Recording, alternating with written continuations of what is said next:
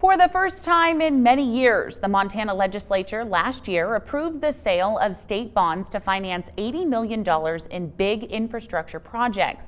But now the governor's office says a disputed financial audit of the state's Medicaid program is putting those projects in jeopardy. MTN's Mike Dennison has the full story.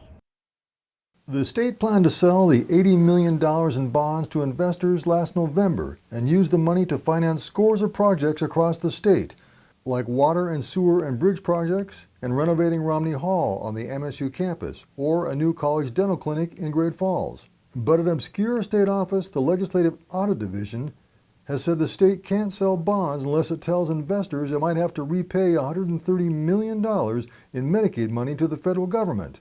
The division bases that opinion on a financial audit of Medicaid, which provides government-funded medical coverage to 275,000 low-income Montanans. One problem, however, officials in the governor's office say the audit is wrong. We think it's bad methodology, a series of questionable decisions, but it does stand in the way, and that as we go farther towards the construction season, the entire construction season could be at risk if we don't move quickly on bonding.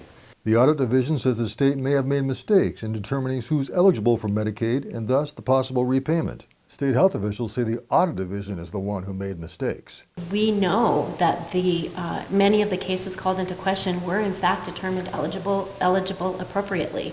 Legislative Auditor Angus McKeever says he can't comment while the audit and review are ongoing. So what happens now? The governor's office says it's exploring other options to finance the projects, but that whatever happens, it will cost the state more money. Reporting from Helena, Mike Dennison, MTN News. State legislators who are in charge of the Audit Division also are coming to Helena next week for a series of meetings and could address the issue in some manner.